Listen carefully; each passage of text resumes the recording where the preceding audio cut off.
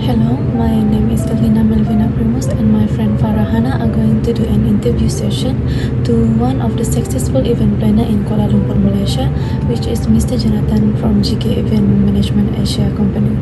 He's been in this industry for more than 20 years and all of the events that has been managed by him are very big events such as Asia Pacific Partner Network Conference 2023, Asia Annual Dinner, DH Billion Ringgit event and has been won a few awards in this industry. It is incredibly an honor for us to be having this opportunity to interview him despite his busy schedule. The next session will be our interview session with him. It's okay. All right, I've started recording. Is that good? Yeah. Okay.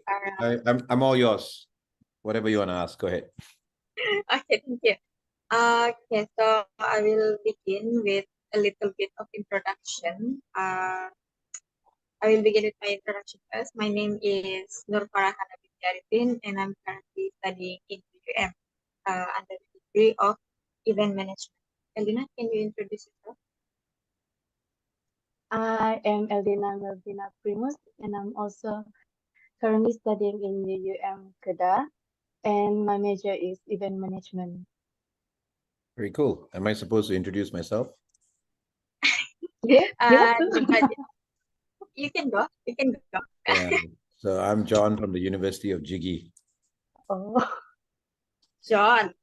Yeah, no, so my From- name is Jonathan, but you can call me John from Jiggae. I'm the founder and Oh. CEO. So you're talking to the Sifu himself.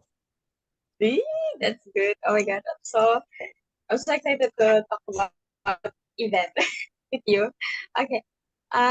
So for the first question, I will start with the background and career before you start starting this event.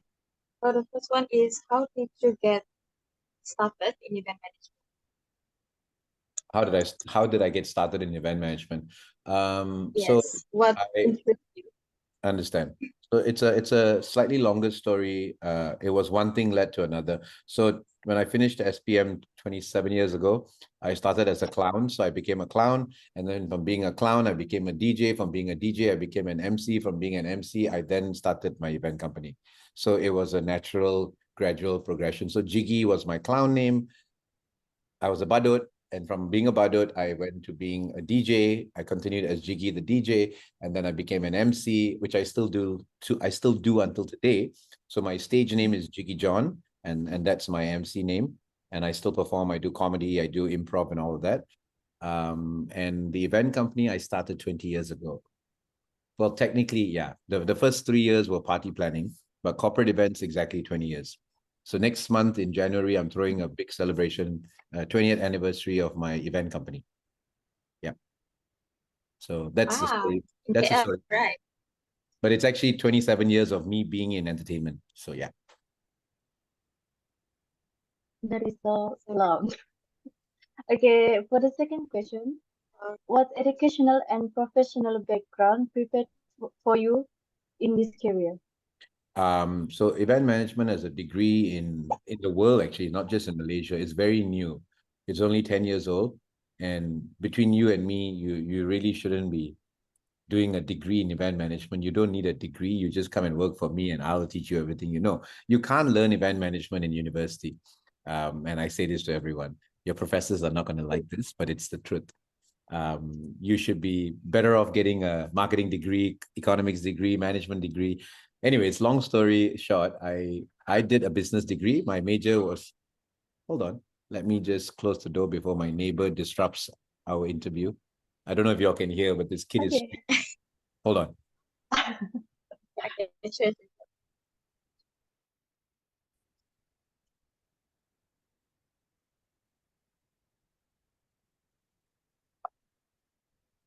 Okay, yeah. So I did a business degree. I did international business and management. That was 20 years ago in the US. I studied in Michigan. And that's where I started Jiggy as well, when I was still a student in the US, actually. And then in 2003, Taylor's University in Kuala Lumpur was the first to offer a special certificate in event management. And it was a tie-up with University of Technology, Sydney. So I'm the first batch of people who signed up for Taylor's executive certificate in event management from the University of Technology, Sydney. So that was 20 years ago. And then 3 years ago, I did my further studies in Ivy League University in New York City, Columbia Business School. I did another certificate in management. That's just me. I personally, education is a lifelong process. You never stop learning. But the background of what you need to do, event management, you don't need anything. You can be out of SPM and I can make you an expert. Even somebody who finishes Form 5, you come work with me after 3 years, you can tap out everyone, all the graduates of event management. That's how confident I am. And then, Does that answer your so question? you're more into practical instead of academic. No, it's not true. Yeah, Event management it is is. practical. It's event management. It's not me. The answer to the truth of the matter is in event management, you can't study event management. There's nothing to study. It's real world experience. Does that make sense? So if you girls ever needed to, hands-on practical. yeah, it's like I have event. It's a hands-on practical. It is. So all my interns who come from local universities who study event management, when they do their internship and after they're like, oh, wow, it's very different from what we learn in class. You get what I mean? I have interns from, even right now, from University Malaya, and obviously mostly local universities, Utah and all that, and then Taylor's and Sunway and all that. But what they learn and then what they come and experience is two different things. And it will be the same for you. If you girls ever came and did an internship, I'm not sure if you're supposed to in your course of work, but if you ever did it, you will understand what I mean by what I just said. I'm not trying to discount your education. Don't get me wrong. I'm not trying for y'all to both feel miserable that you're studying event management, but it's the truth. So it's okay to get the paper. We spoke about this, LD. Now, getting a certificate is important, but but it's event management is practical. It's practical, very practical. So we have to learn from experience, not just the only way from paper. If you ever choose to do event management as a career, it is only going to be experience, nothing else. You will only get better event by event, year on year. Yep. It's up. Sorry? Okay.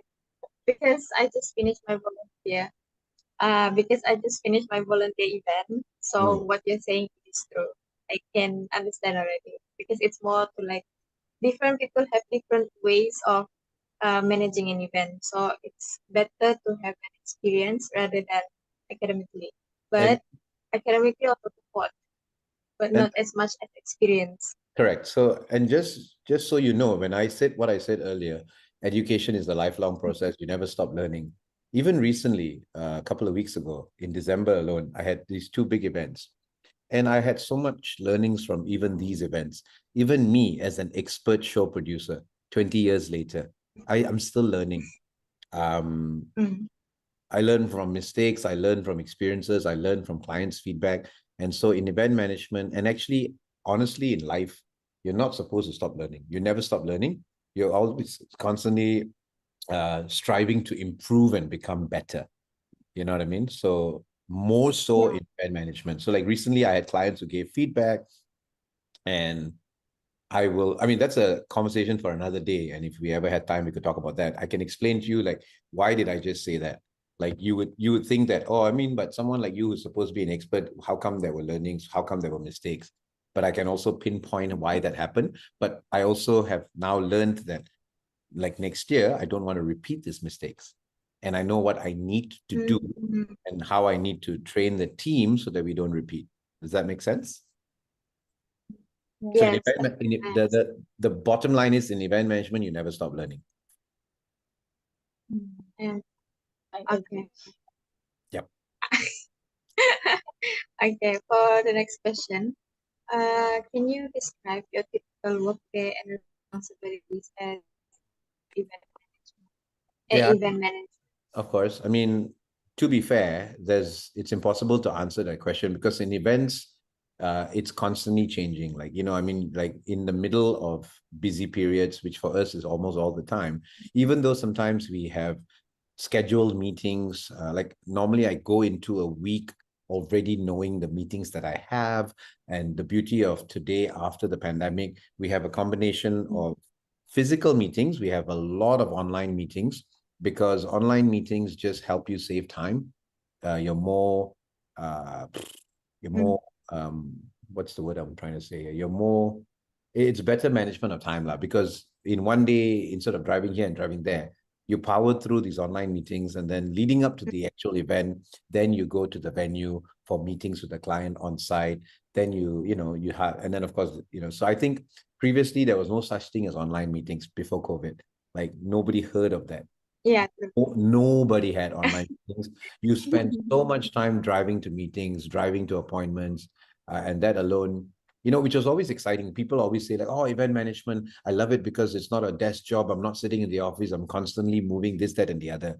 It's true, but it's also a severe waste of time if you're constantly just driving, and especially in KL, traffic's heavy. Nothing like what y'all are used to from where. So you won't know until you're here, and then you're like, yeah, you can see why online meeting. And now a lot of times we push clients towards online meetings because it's a waste of time. And for me, because we do a lot of international clients, even this year we've done 8 countries, and next year because we have Malaysia and Singapore offices that run events across Asia Pacific. So with international clients, of course you're going to have online meetings. You're not going to have physical meetings until you're closer to the event. So a typical workday would be a combination of meetings, brainstorming on new event briefs. When a client sends a brief, then the whole team sits down, we talk about it, we discuss it, and then I allocate which project manager is going to serve the client, do the proposal, do the codes. It's spent sometimes going to a venue, doing a site inspection, taking measurements, planning the decor, planning the setup, planning the sound, planning the lights, planning, all of that. And sorry? Staging and all that. Yeah, of course. I mean, this is just one full day since you asked. And then sometimes I come back, and then my team need to sit down and present their proposals to me, because they need to present it to me. I need to approve it. Then we send it to the client. You get what I mean? Like all my event execs, like they work on the proposals, they work on the codes, they need to clear it to me before we send it to. So this is a typical full day of what could possibly happen on any given day. And then of course you've got days where we are event setups and on-site at events, then nobody's in the office, we're all off-site. So during the day we have final setups, then afternoon we have rehearsals, then at night we have a live show. If we're doing conferences, we set up through the night, then 6 a.m. we start rehearsals, 8 o'clock the conference goes live. We've been doing so much of that this year. So much, yeah. And this year alone, we've done events in Malaysia, Singapore, Thailand, Vietnam, Australia, Brunei. Next month we're in Phuket. This week I'm going to Singapore, and then in May we have Bangkok, we have Singapore again. So we're one of the few companies that does a lot of international events as well. And it all started by being a clown. So it's not how you start, it's how you finish. It's how you finish. Yeah. You never know where you're going to go in life, girls. You never know. You do not know. You never know. You do not. Now is your start of your journey, but you do not know where your journey is going to end. And my journey is not even over, but I'm just telling you, it's possible. It's a process. Anything is possible. Yeah. You just need to believe. So to move on to another question, we want to ask you regarding under the event planning process. How do you approach the initial planning stages of an event? Yeah, so there's actually a product life cycle to events, which I always tell everyone. And a lot of people have the misconception that events is all fun. Like a lot of people who come to us applying for jobs, they are attracted by what they see on social media, our social media. Now, obviously, the videos we put out are after movies. That means these are post-event videos that essentially summarize the whole event. Now, yes, it looks like a lot of fun, and they always come like, oh, the events look great. Like, and then I'm like, yeah, just so you know, that was only 10%. 70% is the preparation, the meetings, a lot of painful moments, a lot of emails, a lot of meetings, a lot of paperwork. 10% is the setup day, 10% is the event day, 10% is the post-event wrap up, and people are like, oh shit, really? 70% is like meetings and paperwork? That doesn't sound so cool anymore. I say, yeah, tahu tak apa. because people have a misconception. They're like, oh, it looks Yeah. great. So a product life cycle is essentially you get a brief from a client, either an existing client or a new client. If it's an existing client, because we have a lot of existing clients where they are our anchor clients, so we do all their events in a year. So those are not a pitch. Those are essentially us confirmed doing the event. We just need to put our so like I haven't even started 2024. I've already got 20 confirmed events between January to November, to December. Just my regular clients. You know what I mean? Like I got 5 anchor Wow, clients, that's and a lot. between the 5, one client alone has already confirmed 8 events with me. Mm. Oh. So I don't even need to look for new business. Like that's the kind of work we do. That's where we are today because our portfolio now is super strong. We've got clients that come to us all the time. I get to pick and choose. I get to say no every day to clients now, new clients, because I got to focus on my big clients. Yeah. So the full life cycle of events by my formula, anyways, it's you get a brief, you discuss it, you brainstorm, you work on the proposal, then you submit the proposal. Now, if the client likes it, I mean, these are for new clients who don't know us, not my regular clients, because that is not even the same process. That one, they are like chasing us to send the code or chasing us to send a proposal because it's already confirmed. They just want to see what the final ideas and the numbers. So if it's a new client, then you submit it, and then you wait for them to invite you to present your ideas. Now, that's where here in Asia, there are a lot of rude clients. They're just shopping around. They will call 10 event companies. They will get 10 proposals. They will champo, and then they will go to their favorite company and then you do this. They will take everyone's ideas. That's quite common. It's very unethical and it's quite normal. But so we will try our best to push a client to give us a chance to present our ideas. So that's when we have a meeting with them, we present the proposal. And then if we get confirmed, then the next process will be the project lead takes over to then book all the vendors, book all the talents, book everything, confirm the venue, confirm caterers if we are involved in that, and then start planning the design, start sourcing for the door gifts, all the items that are related, everything that goes into an event, and then closer to the event, then you start have weekly meetings. You've got progress report meetings with the clients. So one of the things that happen at the very early start of once a job is confirmed, a client will ask for a product timeline. So not product, a project timeline. So the industrial word for it is a Gantt chart. That's very industrial, very engineering based, but it's essentially a timeline check. Nowadays, there's so many free options online you can pick and choose. We particularly use a platform called Lark Suite, which is built by ByteDance, TikTok's parent company. Yeah. So LARK, it is very powerful. You've got like calendar, you've got like you basically, if I were to recommend a free platform for anyone for project management, Lark Suite is perfect. Like the Chinese have really perfected it, and it's free. So it's like, and you can invite your entire company, your team. So like all my staff have an account. It's all in the cloud. There's so many free tools inside. So anyways, that's a project management platform that you incorporate into project managing an entire project. Yeah, then of course, closer to the date, there's a production sheet, the agenda, all of that, then the fabrication, all the artwork files, and then closer to the event, then it's the setup schedules and all of that. Then comes the setup. As I mentioned before, the rehearsals, the live show, and then post-event, you got the wrap-up. You got to submit photos and videos and have a post-mortem meeting with clients, settle all the bills, settle all the files, and of course, get paid, pay all your vendors, save all the videos and photos before the file is closed. So it's a lot of work. Yeah, that's It's a lot, There's so much work. lot of work to do. People don't realize how heavy event management is. People just think it's all fun and games. Those who are just event day project. You see, if you're an event crew on event day, of course, that's the best part of the job. You just come, you work for a few hours, you have a great time, you upload some great photos. Oh, I love event management. The moment you get in the back end, salam, terima kasih. No need. Even in this last 1 year, I've had so many event management grads. They came, they tried, and they ran away. They waved their white flag, they surrender, and they cabut. They cannot handle it. It's too hardcore for them. So Sorry? They cannot adapt with that kind of work line, I guess. No, because I That mean, kind of yeah, the people. intensity of the clients we do. I serve multinationals. I serve huge international clients. I serve the government. You know, this year alone, we've done events with the Prime Minister, with the MITI Minister twice. You know, we do very high level events. We're not doing some Kuching Kurap events, you know, Kuching Miao event. We're doing very high end, high profile, high quality. So along with that, I need high quality employees. So those who are weak, no choice. They will leave. It is what it is. Okay. Next question. All right. Okay.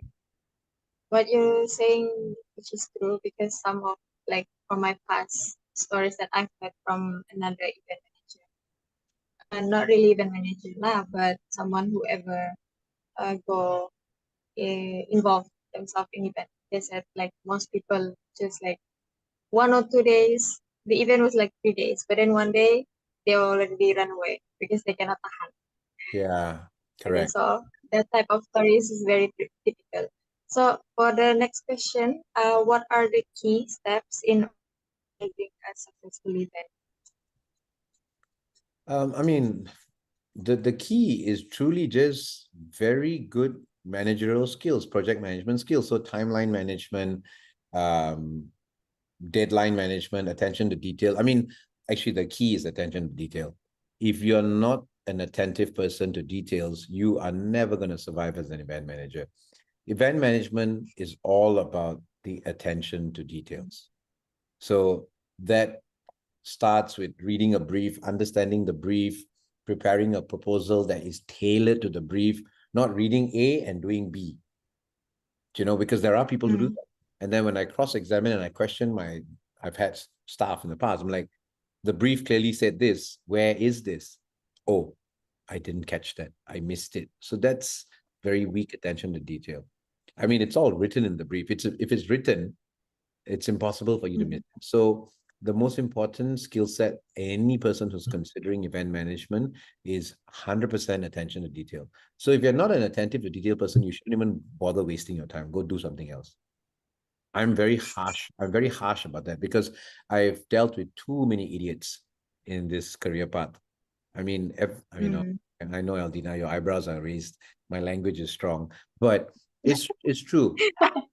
You know, a lot of people are attracted to the fun factor of event management, right? And then when the reality kicks in, then it's like, it really kicks like kicks them in the rear end. So attention to detail, obviously a very hard work ethic, honestly, a very pleasant personality. I said this is important, and this is what I mentioned to you earlier, Aldina, before Hannah came in. I said these are important criteria in event management, okay? Because we handle a lot of stress. Now, go do your research. Top 5 most stressful jobs in the world. Number 1 is firefighter, and an event manager is top 5. Top 5. Top 5. Because we are dealing with high stress environments. We are working in, so anyone who's going to do events, a huge part of the process is being able to handle stress and handle it well. Not to the point where, you know, a client will piss you off and then you get angry and then you run away or you walk away or you get angry, or you have a difficult boss like me, you know, and then you're stressed with your boss and angry with your boss, you know. But, you know, these are things that is real because clients come to us, they give us high profile events, and that is immediately a level of responsibility that we have accepted. We have said, yes, we're going to do the job. And if we're going to do the job, then we need to make sure that we bring our A game. Like a client did not give you an event unless they thought that you were capable enough for the job, right? There's only so much your background, your profile can open a door for you, all right? But more than that is this, like all these things. So anyone doing event management, that's a huge part of it. You know, I mean, did I cover that? Did I cover that? Yeah, you did. Okay, cool. Yeah, you did. Okay. Yeah. Okay. So what I can catch from your point just now, it is about attention of details. It is all about details. I mean, it's not the only for the thing, next- but it's very important, Helena. It's not the only thing, but it it's is very important. Yeah, one of the important parts. Next one is, how do you manage the budget and resources of an event? Okay, so event management boils down to getting things at the lowest cost and selling it at the highest price. That's how you make money. Yes. Does that make sense? Uh, You look confused, Eldina. It's basic mathematics. Hello? yeah. We're not an NGO that does work for no money. You know, the whole purpose is to make money. So your client gives you a budget, right? You then need, because we are a consultancy, meaning we're an event management agency that doesn't own anything. I work with my partners. So how do I make sure my carpenter does the best work at the lowest cost? How do I get my sound and lighting rental and LEDs and all that, my stage at the lowest cost, but the best quality equipment? That's where it's our job to build relationships. And number one is reassure and convince your client that the quality that you're giving them and promising them is going to happen. Then managing your vendors to ensure that they deliver what you have requested for, right? So managing a budget boils down to the relationships that you have. How do you convince your client? And it boils down to one thing, it's the art of manipulation. How do you manipulate your clients to give you as much money as possible? And how you manipulate your vendor to charge you as low as possible? Basic math and basic economics. It's a very negative I sounding see. literal, but it Playing with is the truth. Event management is the art of manipulation. How do you walk into a boardroom and manipulate your client to pick you over 3 other event companies or over 10 other event companies? So you're looking at a master manipulator. I am a master of manipulation because manipulation is the art of sales. It is sales. All good salespeople are very good at manipulation. It is just that it sounds like a negative word, but it's not. You That's get just how it is. Nature. it is, the root word is, it's kind of negative. It's the word manipulate, but in the context of business and in the context of what we do, it is the truth of the matter. You cannot, nobody can say, oh yeah, oh, that's not true, because that's what sales is anyway. So what I was trying to say is that managing a budget boils down to, especially for people like us, how do we maintain our quality? Because I know I said making money, this, that, and the other, but the one thing that trumps all of that, that for me, I hold way more important, is quality. So the quality of my production, the quality of my event, I will not let that be affected. So then comes different event companies, different event producers, different event owners. They have their own separate standards. So one person can take 100,000 ringgit and offer a client 20 things, or then you got someone like me who can only offer you 8 things. Why? Because I'm premium. My prices are premium. What I charge is premium. You're paying for a Porsche, whereas the other guy is going to give you a Proton. So that is the truth. So if clients eventually, now, this is how we have distanced ourselves from our competition. We don't do small events anymore. We don't do, we are only serving very upper tier clients, high-end clients. We are only doing the large scale events, or more importantly, the big budget events. We don't do events below 100K anymore, because I can't make it happen. I'm not going to waste my time talking to you if you don't have enough money. I mean, of course, we tell them in a nice way, lah. So that's where that comes with experience, right? I literally recently, maybe 2 weeks ago, I had a client going on and on like, oh, no, we want you to do it. And she's like, yeah, my budget's like whatever. I told her nicely, no, like, I know, we can't, but maybe I can find somebody. No, I want you to do it. Finally, I had to break it up. I'm like, I don't think you understand. I don't do small budget. Oh, that's what you mean. I'm like, because, she didn't understand after 3 rounds of emails that I was politely telling her budget wasn't enough. And more importantly, I wasn't interested. You get what I mean? So, yeah. So budget management is important, because so right now, when a client sends a brief and their budget is there, immediately I know, can I or can I not work with it? So I already know costings at the end of my, I know all costs at my fingertips, every single thing, especially in Malaysia, Singapore, Thailand, and Vietnam. These are 4 markets, and Bali that I know very well. So I know costings inside out. A client can call me and say, I want to do an event there, but I'm not sure how much to spend. Straight away, I'll tell them this is your event, this is how much you need to allocate. They're like, oh, okay, okay. You know, or there are clients who are like, I only have this, what can we do? So yeah, I will never let a client come and tell, oh no, we got no budget. You suggest whatever you want. Long ago, I used to fall for the trick. Usually when a client says that, it really means they got no money, man. They got no money. So all the time I will force and force and force until they will go and ask management and then come back with a ridiculous budget. And then I'll be like, thank you very much. Have a good day. See you when I see you. You know, because yeah, that there is an event company for every client out there, but we're not the event company for every client out there. Does that make sense? Yeah, it is make sense. Because there's a lot of small event companies who will take any job. And to be fair, 20 years ago, I took any job. I don't discount that fact. Like, I mean, and the market has changed because right now there's a lot more competition. 20 years ago, there wasn't as many. 20 years ago, maybe there were 3,000 event companies in Malaysia. Now maybe got 30,000. I don't know, maybe more. Maybe more than that. Yeah, because every single person is an event manager now. Mostly one man show. But the I would say very big event companies, like at the scale that we do, that top, I would say no more than 30, not even, maybe 20 of us only. 20 to 25, like truly big event companies that have experience, that can pull off large events, that, I mean, yeah, maybe max 30 lah. Yeah. And I know most of them. Yeah. So anyways. Have experience with quality. Sorry? Okay.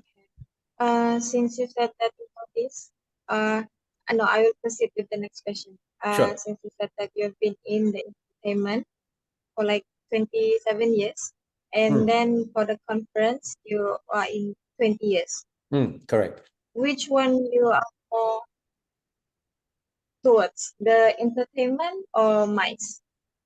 No, so Conference. the beauty of what we do is MICE was my background. Entertainment was my background, and I still do it to today. So as an entertainer, that made me the manipulator that I am today. I'm an entertainer. I know how to handle people. So when I go to the MICE market, like even like this week, I'm in Singapore for Visa. You know Visa, the credit card, Visa? Next month, we are in Phuket for a German client.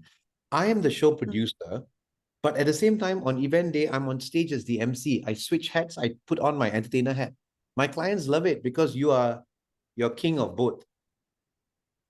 You are you're planning my event until event day, and then you go on stage, but you're still the show producer because your team is running the show, and you can see a problem before it happens. And my team is always next to me, left and right of the stage. And if there's a problem, they feed me the information, and I will just smoothly cover line. No one will know anything went wrong. That is my kung fu, which my competition, they don't like about that, because they are all just producers. Then they hire an external MC.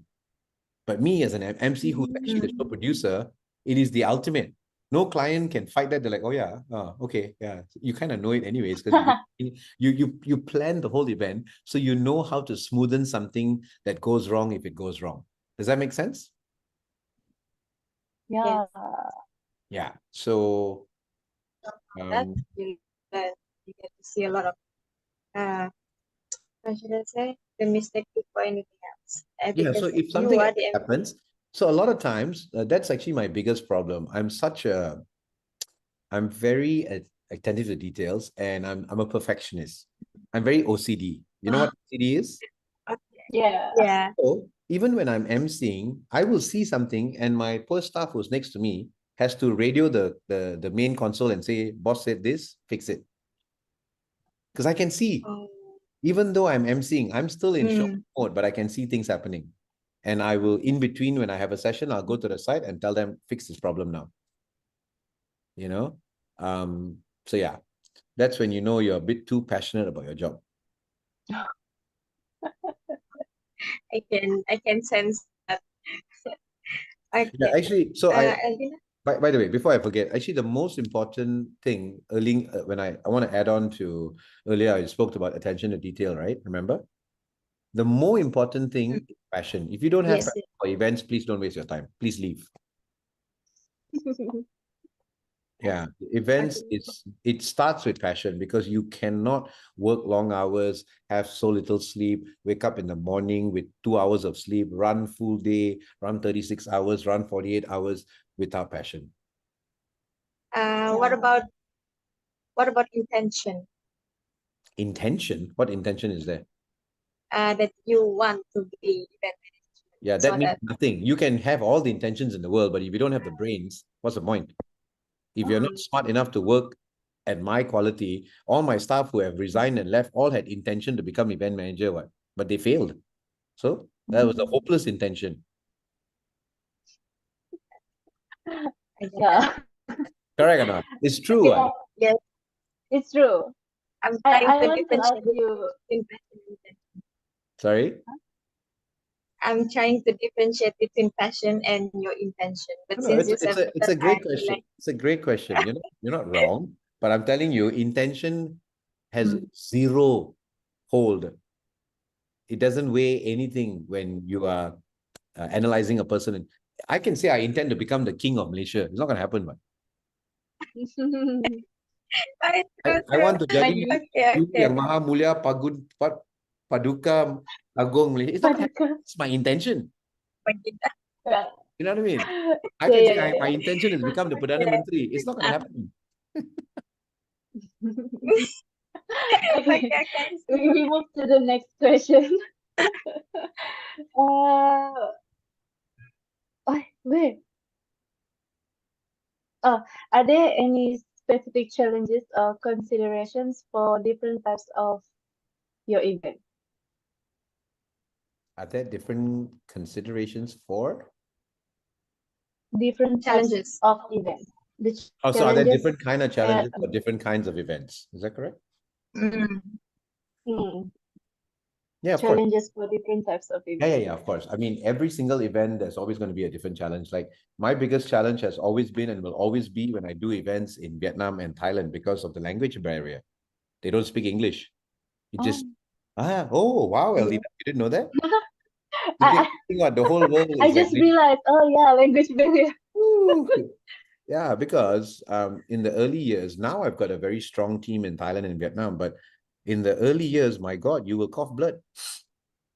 Because you give them what you ask for A, they will give you back B. You give them water, they'll return to you tom yum. They don't understand. They just say yes, it's cup, cup, cup, cup, cup, cup, cup. In the end, they do whatever they want. So language barrier is probably the biggest challenge. Then comes budget management, because most clients they all wish to have a Porsche and a Mercedes Benz lah, but their budget is my V lah. So it's about managing expectations. It's always about managing expectations. So I would say that's also the biggest challenge. Other challenges then would be just, finding the right vendors to deliver the quality. So when I started 20 years ago, a lot of my early vendors are not with me anymore.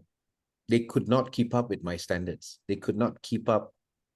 Everyone in the industry in KL especially knows, they call me the Guru Besar. They say I'm the most difficult event to work for. Most of them did not want the stress, so they stopped doing my quality, and then I moved on to others. But my longest vendor now is 20 years, my AV company, my sound and lighting company. He's been with me since 2003 until now. So Wow. yeah, like he maintained his standard, grew his standard, improved his standards, and together we do the best work ever. So it's not impossible, right? So I mentioned that as a challenge because I've also had very disappointing experiences with vendors who did not keep up. So the backstory to this is because I studied in America, I did my management degree there, I started my business there. I run my event agency with American business practices. If you look at the global economy, the biggest businesses in the world till today are American businesses. You cannot escape that fact. China is close number 2, but the top biggest companies in the world are still American, whether you like it or not, right? Yeah. So because of that exposure that I had, I follow those business practices. If you're gonna follow, you might as well follow the best line. Not follow what? Correct or not? Correct. Yeah. So because of that, when I came back, I still adhere to such ethical business practices or such business formulas, which the Malaysians like, tak mau lah, cincai lah, got what, got sound what, got light what, you know? But that's not me. I can't settle for just that. Do you know what I mean? So I would say that was also a big challenge. But now it's come to a point. They just have this kind of Sorry? no, continue. No. Continue. So what I was going to say is, so right now I have the luxury of having new vendors constantly come who want to become my vendors. So now I get to choose like the best quality that I want. Do you know what I mean? And of course, the Yeah. main vendors that I already have for the primary sections of events that they need to fill, those are my regulars. They've been with me, like my carpenter has been with me for 12 years. Yeah. You know, my video team, my photo team, 7 years, 5 years, something like that. Nobody is like new. I've already spent many years polishing them. So they're all like my diamonds now. They shine bright during my events. Shine bright like a diamond. Mm. Shine bright.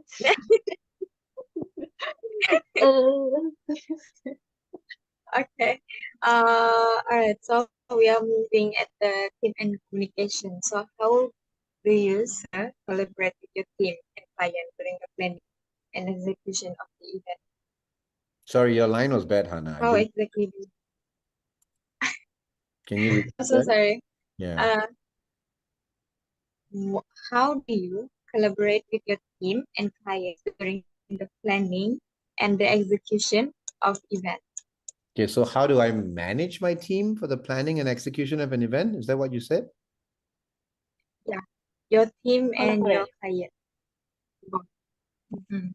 How do I manage my clients and my team for the planning and execution of the event? Is that correct? Yeah. Okay. As I said, managing clients' expectations are not easy, but very crucial. So the key thing is at the very start itself, we identify the client's budget, we identify what we can and cannot do. And from the start, we never overpromise a client. So what I want to do is underpromise and overdeliver, right? But Mm. we never ever overpromise a client. So that will be the first way to manage a client's expectations, because every client will want the sun, moon, and the stars lah, but they're only paying to go walking in the field. You can never leave stratosphere and go into the moon, right? But they want to reach the sun and the moon lah. You know, it's not going to happen. Angan lah, you know. So we need to manage expectations, right? And then comes managing the team to make sure that at the very least they observe the SOP of Jiggae, the DNA of Jiggae, which is to serve and deliver high quality events. See, once we have committed to a client, I don't care if their budget is 50K or 100K or 1 million, we still give 200%. We don't say, oh, this client is 1 million, we give 200%. This one, 50K, tak apalah, do 5% only. No such thing. You have to go big or go home every single time, because you're only as good as your last job. So our name, our profile is at stake, right? So you must always remember that. And then the other thing is to always remember to each client, their event means everything to them. And the moment we have committed to producing their event, we have to make sure we are committing and delivering at the quality that our brand represents. We were hired based on our brand and who we are. And this is applicable to any event company, but most people don't think of it that way. So I've come to a point now, I realize that I have to stand for the quality that I've worked so hard to build up on, right? And not just simply drop our standards. So that's one of the reasons why managing staff have been difficult in this last 2 years, because the Gen Zs are they want work-life balance. They want this. They're not driven by money. You know, there's so many other things that so you know they're driven. They want to do events, but anyway. So I think you get where I'm coming from. So it's it's an interesting challenge now. It's a lot more. In fact, now the biggest challenge for me now is no longer my client. Yeah. I've got too many clients and I've got good clients. My issue now is managing staff. Yeah, so that's actually the biggest challenge. And 80% of my team are all girls. Don't ask me why. With all those kids. Oh, good luck. Yeah, because I don't know, boys don't seem to want to do events. Yeah, so and girls are also, yeah, they're good, but they're also challenging. Yeah. Maybe those boys don't want to have the passion yet. Yeah, no, I mean, I think They in just KL want to work. especially, because even I'm sure your course now for events, there's probably more girls than guys. I'm sure. Yeah. Exactly. Yeah, Exactly. there's So a lot. yeah. Hmm. So I don't know if that fully That answered one your we question. cannot. Did that fully answer your question, Hannah? Yeah, it is. Okay. Uh, mm, sorry. Yeah, we move to the next question. How do you handle communication and coordination with vendors and service providers? Last time last time you said you collaborate with Yeah. No, I'm many clear. vendors, Thank right? you. I'm clear, Dina. Don't worry. I got it. Yeah. So Okay. again, this one is a great question. In Malaysia, it's not much of a problem because we all speak English or we speak Bahasa, so there's no challenge. I mean, generally, 80% of my vendors are my regular vendors. Like this year, we started identifying new vendors because there were new pockets of areas of events that we needed to fill. So the key is always to send a very clear brief, describe the event, every single detail should be there: the name of the event, the venue, the time, the setup time, how much time they have, the duration of the event, the tear down time, what time it must be cleared away. And of course, make sure the budget, they need to quote you, it's black and white, so there's no room for argument. In Malaysia, WhatsApp has become very default black and white. Like they like, oh, I WhatsApp you what? It's all there. Huh? It's okay lah. Like in Malaysia, we still accept it, but a lot of clients who will not. So email is very powerful, but you can't always. I mean, in Malaysia, especially for regular vendors, it's all by WhatsApp now lah. We almost never do formal quotes anymore. Just after the event, they send us an invoice for payment. But the key is to communicate clearly, right? But then I want to give you an example. This year, I had very, very, very big event in Vietnam, but not in the locations that I was familiar. The most familiar location I am is Saigon, Ho Chi Minh City. I've done many events there. Hanoi, I've done one. This was a place called Da Nang, which is a beachside city. So in February, when the client confirmed us and confirmed the venue, I had to look for a local partner. And I couldn't look for direct suppliers because they don't speak English. They're Vietnamese, right? I looked for event companies because it was just easier to find an event company. They will understand the event and they do all the local work for me. So I interviewed 5 event companies. 5, they all had to present to me. 4 of them failed because langsung cannot speak English.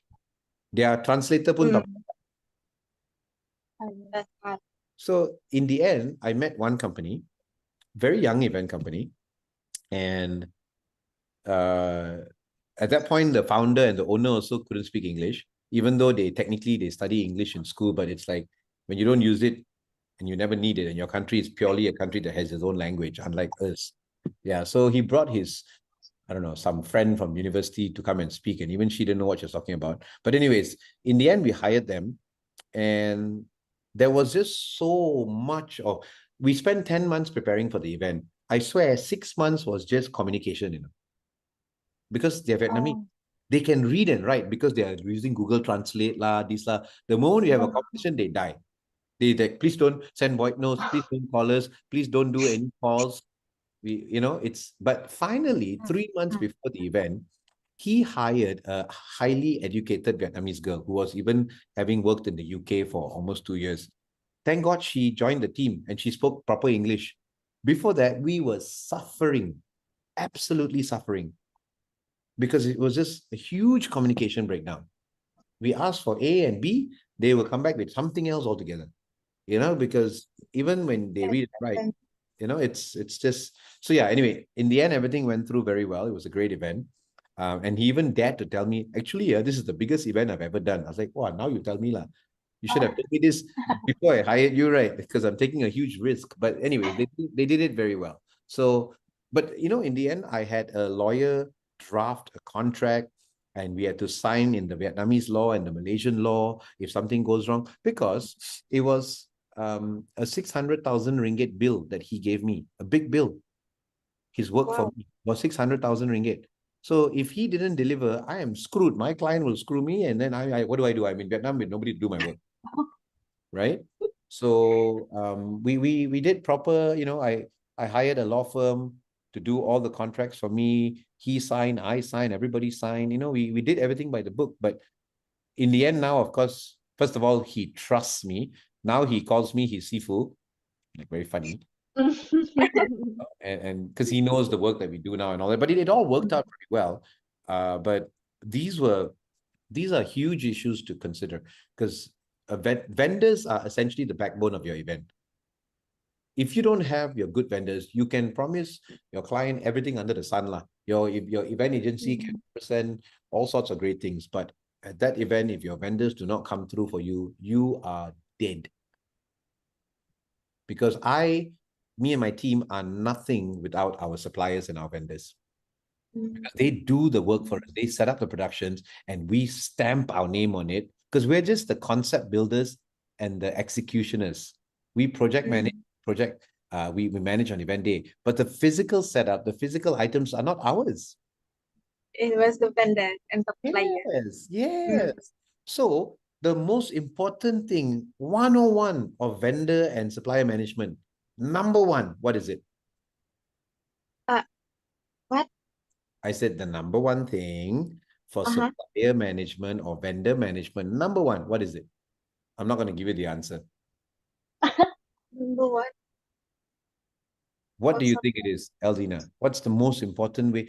What is the best way to take care of your vendors if they're that important to you? What's the most important thing you need to do? Respect. Yeah, that's normal lah. But beyond that, But it's important. no, it is. If you I don't did respect, not say it's not then important. I did not say it's not important. But I'm saying the okay. most important thing to protect the relationship. Number one. Without this, you have no vendors. Don't lie. Oh my God, you're too innocent.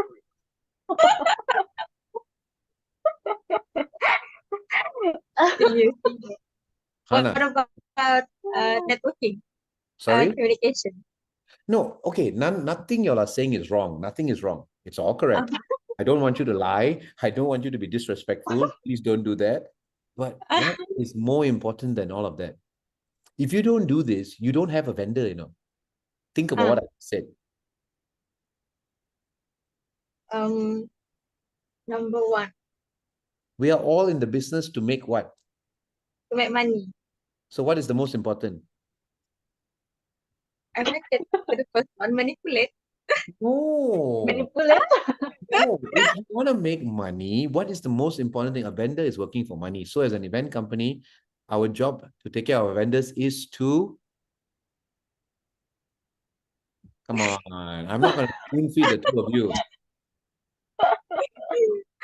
Sign a contract. We're all in the business of... We're doing this to survive and to make what?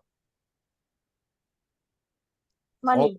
Yeah, you want to make money. So if my vendor is trying to make money, what is the one way I can be totally respectful and not lie to him and communicate clearly is by... Signing a contract. Very No. close, but that's not the answer. It boils down to the final thing. When the event is done, you need to... Hey, come on, El. Think. I think both of you all better give up event management lah. Can you give us a hint? I literally just gave you the hint. I broke it down. I said it. I've already said it in so many ways just without telling you straight the answer. We're all in the business of making money. So the most important thing to do for your vendor is what? I'm literally saying it again. making money, so the important thing to depend. The most important thing, because your question was communication with vendors and supplier, correct? Yeah. So this leads back to that. You can communicate everything was done well, but the most important thing to finalize this is what? Come on. Right. Um, it goes back to Learn English. No, bro. Yeah, now you're going off tangent, and now you mind hantam, now you tembak. No, I'm not. I was oh my God. Okay, what was it? Common You challenge. see, I need you all to condition your minds, your thought process. See, this is where critical thinking and common sense are two things that are missing in your generation today. And every day I have so many challenges. Why are there balloons popping up? Did you see that? Yeah, It appears same time. Okay, anyways, Same time. the point is, you all need to have critical thinking and common sense, okay? Because I'm telling you, come on, we are in the business of making money. So how can you respect and not lie to your vendor? What do I need to do? What's the most important thing you should do with your vendor? Is when an event is done, you should. Oh my God. Come on. When the event is done. Come on. When the event is done, we should keep in touch. Oh, good Lord. I strong.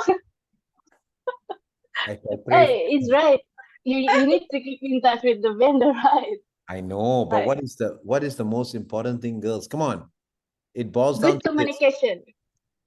All that is correct, but that's not, you need to pay them fast, money, pay them. Oh, Do you know how many event companies cheat their vendors? They take the money from clients, they take it and they go enjoy themselves. They don't pay their vendors. They are very bad paymasters. Cash is king. I am the best paymaster because my vendors know that their money is good with me. When I pay fast and I pay well, the next time I call, they drop everything and run and come. Nothing is more important than being a okay. good paymaster. Nothing. You can Okay. communicate man. well. You can I communicate think well. Oh, you are so nice. Oh, thank you. And then you don't pay them. What does that mean? You're a respectful, nice person. You communicated, but did you pay them? All that means no. nothing. All that means Yeah. nothing. You get what I mean now? Yeah. I kept Yes. saying what? Now I get it. Money, event finish. What's the first thing you do? I'm literally giving you the biggest tip. Yeah. But you see, y'all tak pakai common sense, be respectful lah, communicate clearly lah, say thank you lah. Villain theory, that's why. Does that make sense what I just said? Yeah. Because It when you do, so makes sense. because there are so many event companies who take the money from the clients, they get paid, but they don't pay their vendors. So many. It's a common industry. And in fact, there is a Facebook page by event vendors in Malaysia where they will hantam all the bad event companies. They will just buka cerita. They will basically badmouth lah all the bad paymaster so that other vendors will not get caught in the same trap. So yeah, anyways. Now we understand? Okay. Sorry, but y'all have both failed my tests. Oh no. No. If I'm your lecturer or professor, y'all are both in trouble. You'll never make it through my class. We fail, Alina. We need No. to raise our standard more. Learning process. Okay. Okay. Next question. For the next question, trends and innovation. What do you think, sir, the current trends in event management? The question is, are they important or what's your question? Current trends that's shaping the event management. What are the current trends? Yes, what are the current? Oh my, there's so many. There's no real answer to that because trends are changing and shifting all the time. And whether we like it or not, the trends that shape the events industry still always start in the US and China now, but more in the US. Secondary would be Europe and then occasionally Australia and all that, right? So, and of course now China as well. But then there are some trends which a bit more localized, like in Malaysia, maybe the Malay market or something, but they still got the idea. See, in Malaysia, everything is shaped by the K-pop industry now. So even the Malay market is still fashioned after the Korean market. They don't have their own identity. They don't. You know, prior to this, 20, 30 years ago, it was fashioned after Hollywood and all that. You know, Bollywood is there, but it's a small market.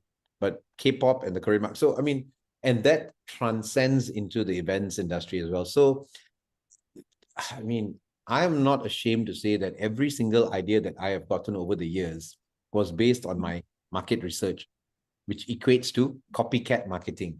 That's what marketing is anyways.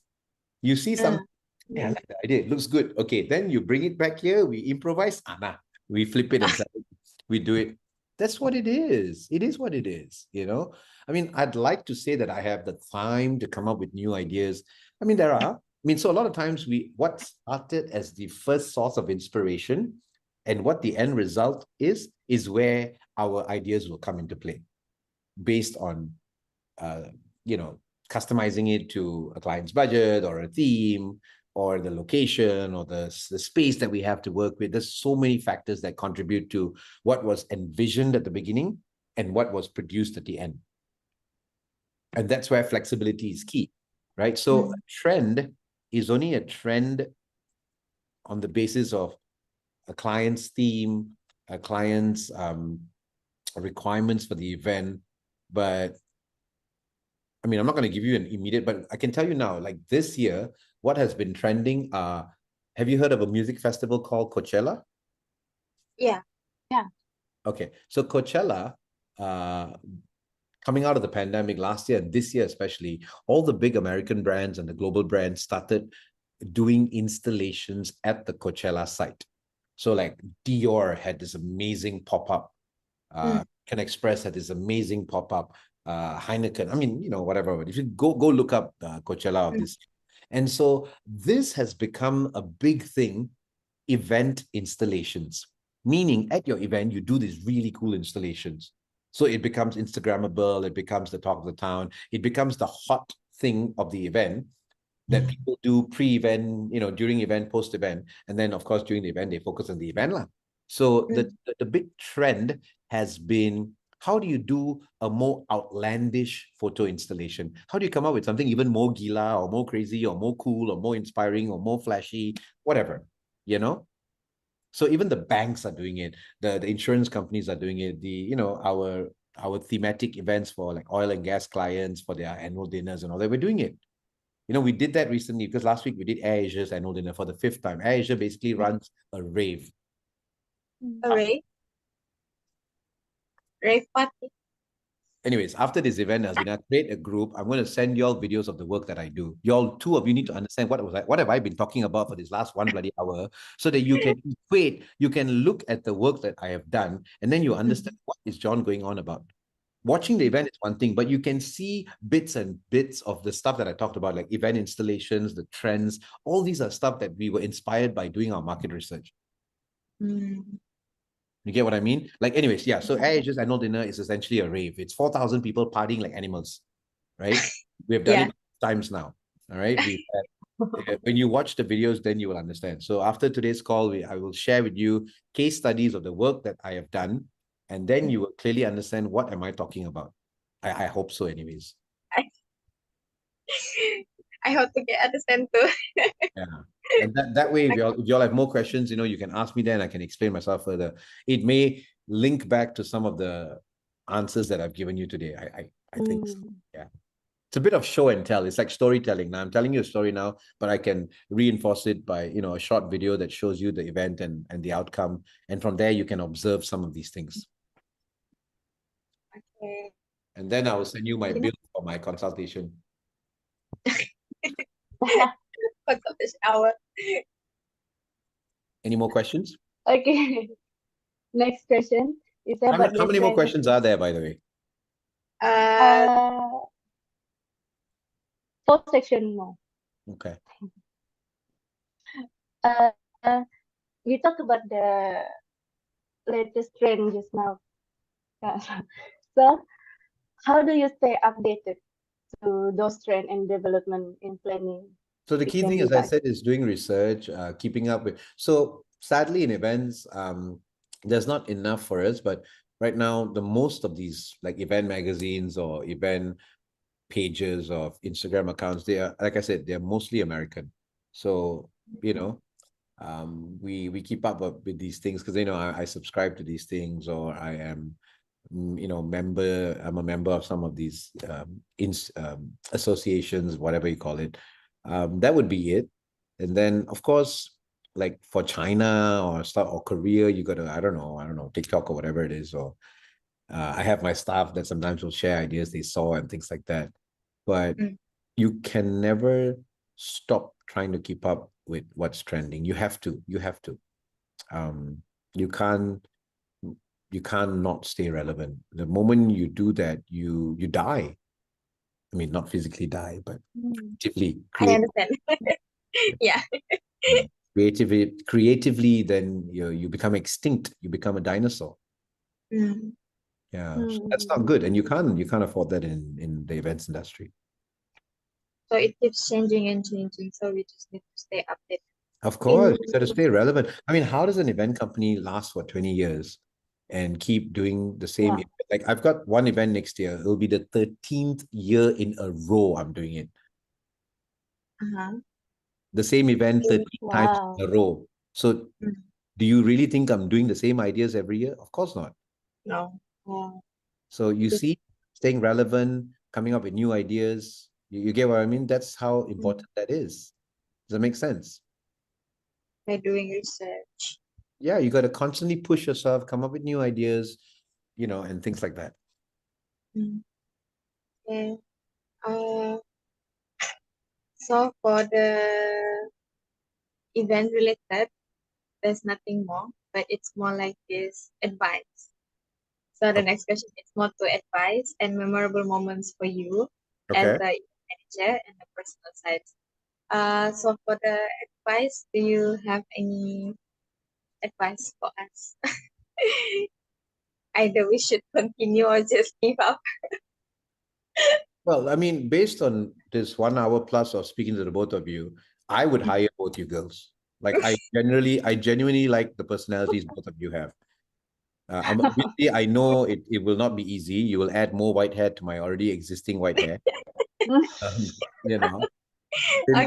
since common sense is not lots of common, but Uh, based on how both of you carry yourselves and you communicate, you've already got the right attitude for the industry. Okay. So, which is what I said, Aldina. I said personality is important. I told you this earlier, and I'm going to say it again now. So both of you already have the right personality. You have that sense of positiveness, which I genuinely like, which is very important in our industry. Hannah obviously is a clown. She's constantly laughing. I'm not sure what is tickling her pink, but these are good attributes to possess. The second thing then is how do you end up opening your mind and having more common sense? Because I can't blame y'all, no offense, but y'all come, your exposure, your upbringing, where you came from, whatever you've been exposed to, and then now university where you're located. All I can encourage you is if you want to do events, you have no choice but to look towards KL. It's inevitable. That is if your heart is there to do it, because you're not going to be able to grow as an event person without understanding that the heartland of events in Malaysia is Kuala Lumpur, right? Yeah. So that would be the goal that you all set. That's number one.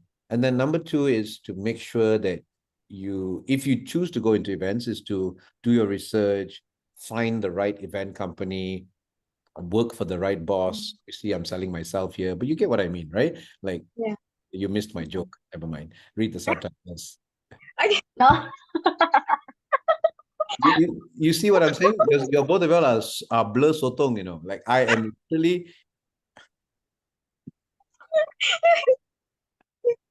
Elvina almost give up on us. Do you get it now? Do you get it now? Yeah. So no, but jokes aside, I mean, you need to make sure that y'all need to identify whether this is where your passion lies. This is what you want to do as a career, right? And I don't know if your university encourages internships, but I suggest you should. You should push them to make sure that you do internships, that you get out into the world. I mean, see which company you can find. I wouldn't waste my time with Penang. Penang is rubbish. So just look for KL and come to KL. Oh, Even Kota Kinabalu is nonsense. It's too slow. I do events across Sabah, Sarawak, no problem. Even recently, Rainforest Music Festival, I did some events there in Kuching and all that. So I know Sabah and Sarawak, and if I were to go to Sabah and Sarawak, I also will cough blood because everybody is like la la la, kue seras. Selalu haus je, haus. All they want to do is drink. They only Yeah. all they know is yeah. drink and have fun, which is not a bad thing, but there's no sense of urgency, right? So for you girls, now that you are university graduates soon to be, and if you want to do events, then that mindset, with zero disrespect, and as I told Aldina, I have a lot of love and respect for Borneo. I believe that's the true Malaysia, but the truth is, y'all are very chill, very laid back, and in events, you will never survive. If you came and worked for Jiggae, you will die standing. But based on my analysis of the both of you, I feel like got hope lah. I go home. But the lie is quite not convincing. No. So that's where this advice that I'm giving to you now, you need to take it seriously and realize like, okay, yeah, I've spent the last 22 years of my life or 24 years of my life. How old are you, Hannah? 24 as well? No. 22. Yeah, okay. So 22, 24. I've spent the last X amount, and then now I'm here and I'm about to enter the real world and go into my career. You need to realize these things. Which is why I say it's not how you start, it's how you finish. It doesn't matter that you came from Sabah and then now you're in Sintok, and it's small town to small town, but you're choosing a career path that is meant for the big world of glitz and glam. It's okay. At the very least, you'll bring the right attitude, which is the right personality, the right attitude, the hunger to learn. All this is important. Then you immerse yourself at the right place, at the right company, and start there. But the key thing is don't settle for less. Don't just pick a eeny, meeny, miny, mo company where there's no room for growth, or you don't expand, where a leader doesn't push you to your limits. And these are the things that I have struggled for the last 1.5 years, and my HR keeps telling all these people, all of y'all are bodo. You study event when you get to work for the best in the country and you are giving up and running away. She will tell them straight to the face, you're all bodo, very bodo. Because, yeah. So that's really it, lah. I mean, my advice to you is find your passion, chase after it. How about the nature of event management in Singapore? In Malaysia, we will tap out Singapore. Singapore, they're all lazy bastards. Yeah, of course. That's why Malaysians do very well when we go to Singapore. We tap out them because the way Malaysians work, we are world class and we are hardworking. Sorry, let me rephrase that. KL people. Sabah, Sarawak. very chill and laid back. Yeah. Yeah, but that's not a good thing if you want to survive in the big world, right? So Singapore is only good because they have built themselves up that way. So for us, we go there because we just want to make Singapore dollars. That's all. But when we as a Malaysian company go and produce events there, even the clients, like, they can notice the difference versus a purely Singaporean company. Because a purely Singaporean company is not able to match the scale of work that we do, how we do. So the truth of the matter is, the size of events in Singapore are very small. The only market that is bigger is the international conference market, nothing else. Everything else, Malaysia's events are much bigger. Size-wise, venue size-wise, scale of event, all of that. Yeah. Any more questions? I think I have to soon. Yes. I think that is all. Thank you for the advice. You sure? We will, yeah. Cool. Or maybe we can. No. You should. If you should. But anyway, I mean, if you missed anything, let me know. I mean, because I have to run now. I have a appointment now. Okay. But I will send you all the recording, and like I said, Aldina, create a group chat, add Hannah in, and then I can share some video samples. And if you all have more questions, you can always ask me. You can always stay in contact, right? Of course, anytime. I'm always available. Like I said, I mean, I genuinely feel like if you two girls wanted to work, I would hire you, but I know it'll be a suffer for me, but I would have to. I'd be willing to take. I'd be willing to take that risk. I'm willing. Yeah. Challenge That's what yourself. I have. Knowledge hunger. Yes. Of course. Thank you so I'm willing much, Mr. No problem. Jonathan, Thank you. for joining and spending your time. I know that you're a busy person. You have a big company, and I hope we can keep in touch in the future. Oh, for sure. I hope we can meet again. Oh yeah, of course, definitely. When you come to KL, look for me. Eldina, yuk. Huh? We go see. Okay. We go see Sir Jiggae. Of course, for sure. You're Okay. invited anytime. You have an open invitation.